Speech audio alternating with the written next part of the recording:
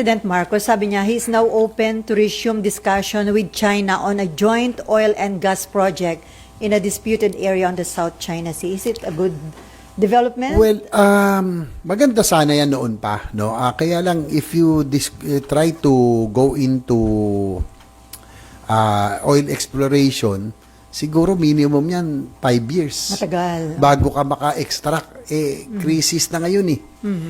And para sa akin, trust is the very foundation of any relationship. How can you trust, how can you enter into an agreement of a joint exploration with someone who is trying to